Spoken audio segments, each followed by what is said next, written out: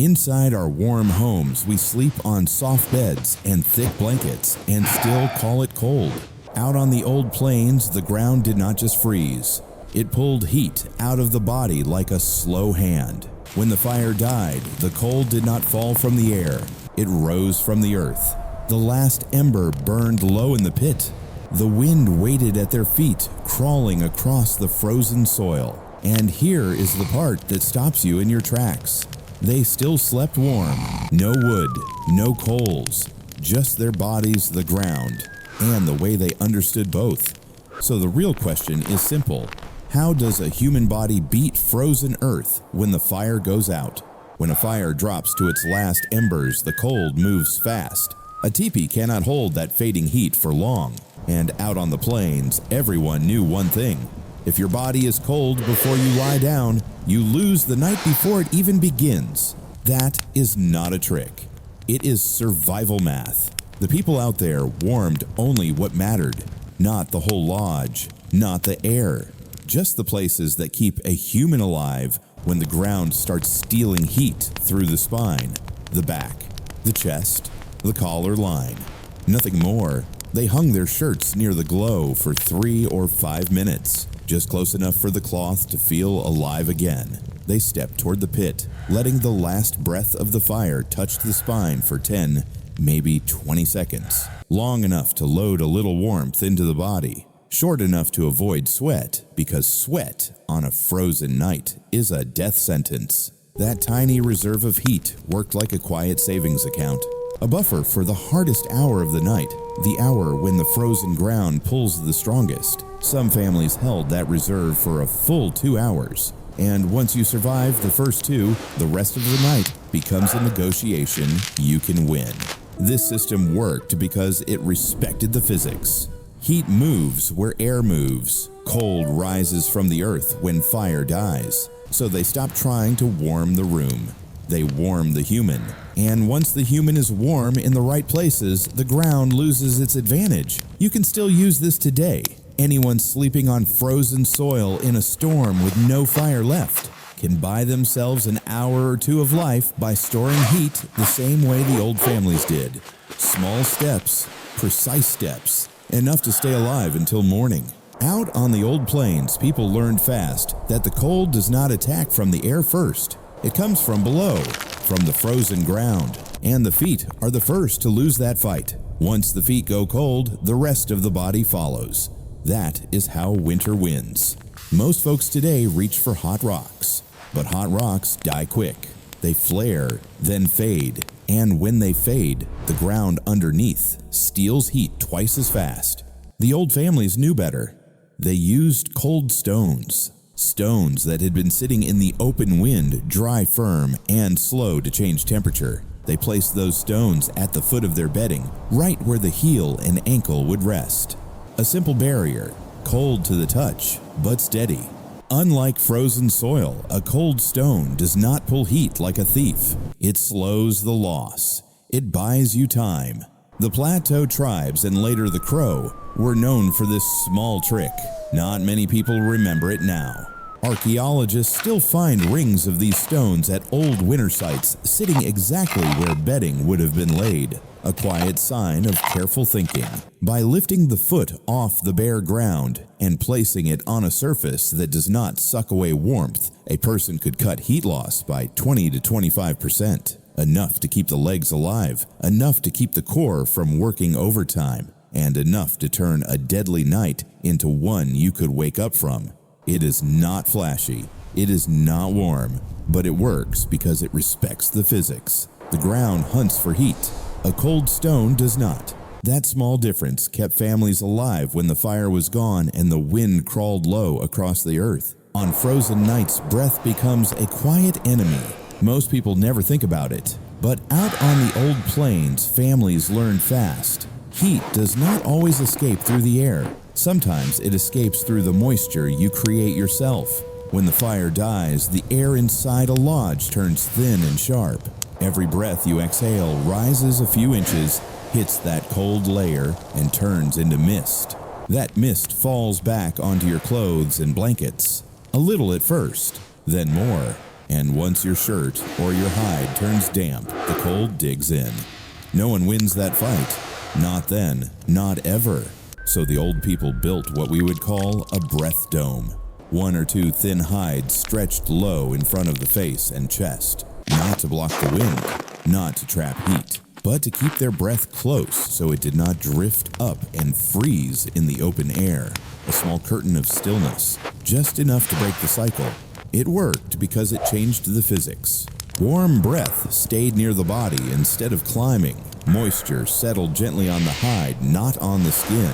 And the face, the neck, the chest, the places the cold always tries to claim, first stayed dry and steady. Archaeologists still find these thin hide strips at old winter camps, laid out where people slept. Cut narrow, used often. A detail most modern eyes would overlook, but out on frozen ground, that small shield made the difference between losing heat and keeping it. Between a body that shivers all night and a body that lasts until morning.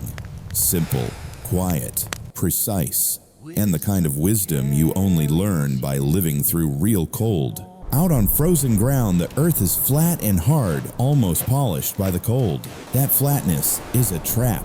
It pulls heat straight out of your back, inch by inch, until the body gives up. Most people never notice it, but the old Hidatsa did. They made a small change, just 2 or 3 centimeters deep, a shallow hollow scratched into the soil with a hand, a stick, or the edge of a boot. Nothing fancy, nothing wide, just enough for the spine to settle in. When you lie down on frozen earth, your warmth spreads in all directions. But when you lie down over a small hollow, that warmth gathers. It forms a pocket, a heat pool held in place by the curve of your own body. A simple bit of physics. Warm air moves slow. Cold earth moves fast. This little dip slows the cold enough for the heat to stay where it should. The Hidatsa used this trick when the ground was too hard to build thick bedding. Archaeologists found sleeping spots with these shallow impressions still visible tucked beneath where hides would have been laid. Proof of a habit formed through winters that did not forgive mistakes. By lowering the back into that slight hollow, they reduced heat loss from the largest surface of the body. And that made all the difference. A person with a warm back can last hours. A person losing heat through the spine does not last long at all. It is not dramatic. It is not something you brag about. But when the fire dies and the soil turns to stone, this quiet detail, a 2-centimeter dip, becomes a lifeline. The ground will always try to take your heat. Here, you make it work a little harder. A hide was never just a blanket. Out on the old plains, it was a tool, one that had a right side and a wrong side when the cold came in. Most people today spread a hide without thinking, but the plains families watched its surface closely. They knew heat moved differently depending on which side faced the body. The grained side, smooth and tight, pushed cold air away. The suede side, rough, soft, full of tiny pockets, held warm air close. So before sleeping, they flipped the hide with intention, not for comfort, not for softness, but to control the direction of heat. Warm side in, cold side out. A simple orientation that improved insulation by 15 to 20%, enough to make a freezing night survivable. Archaeologists found hides from winter camps showing this exact wear-grained side scuffed by soil suede side polished by years of bodies pressing into it. A quiet record of people who understood how cold behaves. The logic was simple. Warm air tries to rise. Cold earth tries to take it. The suede side slows the escape. The grain side blocks the bite. Together, they form a barrier the cold must work harder to cross. Survival wasn't about big fires or thick walls. It was about facing the right enemy with the right surface. Most folks think warmth comes from flame. Out there, warmth came from knowing your tools and flipping them at the right moment. A hide has 2 sides. Only one keeps you alive when the wind crawls low and the soil turns to stone. Out on the plains, people learned that cold doesn't strike the strongest body. First, it strikes the one that wastes heat. And nothing wastes heat faster than fast breathing on a frozen night. The Lakota knew this well. Before sleeping, they would settle together. No talking, no moving, just breathing slower and slower until everyone matched the same pace. It wasn't ritual or belief. It was control a way to lower the heart rate and stop the body from burning precious energy. Because when the fire died, the only warmth left came from their lungs, their blood, their patience. Fast breath means fast heart. Fast heart means heat spilling from the chest, neck, and shoulders, the places winter attacks first. But slow breathing keeps that heat inside, tells the body to hold its last fire. Families who practiced this stayed warm for 4, sometimes 5 hours before the cold made its second push. Enough time for the ground to settle. Enough time to win the first half of the night. Archaeologists found sleeping circles arranged with equal spacing and faint ground impressions, signs of shared stillness, not chaos. A system built entirely on discipline. Most folks think survival is strength, but strength burns hot and burns out. Out there, the ones who lasted were the ones who slowed down, breathed with intention, and understood that warmth is not only made, it is kept breath by breath. On a frozen night with no fire left, that quiet rhythm became their only shield. When a fire dies, most people watch the air. Out on the plains, the real danger came from the ground. The moment the last ember fell, the soil at the center of the lodge dropped in temperature fast, a cold shock moving like an unseen wave. If you lay down, then the ground stole your heat faster than any wind chill.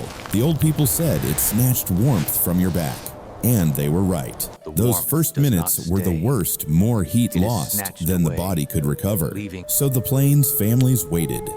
7 minutes, 10 at most, not sitting, not lying, just holding position until the earth finished cooling.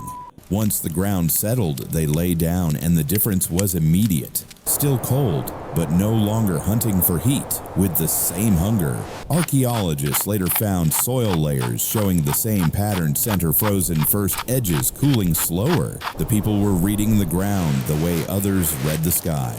That small delay bought them hours enough to protect the spine and stretch body heat through the first half of the night. It's a trick almost no one mentions now.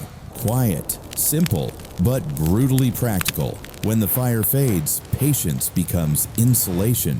Out on the plains, survival was never about muscle. It was about small adjustments, the kind you barely notice, but the cold does. They did not carry more gear. They did not burn more wood. They changed timing. They changed breath. They flipped a hide. They carved a small hollow in the dirt. They placed one stone in the right place. Pieces of knowledge so light you could carry all of them in your head. But out there on ground colder than steel, those tiny choices kept people alive. They held heat. They slowed loss. They bent the rules of winter just enough to make it through the night. Sometimes survival comes from the things no one sees. The quiet logic, not the loud fire. When the fire sinks to a thin red line, the lodge grows quiet. No crackle, no glow. Just breath and cold trading places in the dark. But the people on the plains did not fear this moment. Their warmth was already built. In the ground, they shaped the hides. They turned the rhythm they shared. Even without flame, they held enough heat to make it through the last stretch of night. Not by force, but by understanding. When the fire fades, knowledge becomes the last ember, and that ember is enough. Stay by the fire.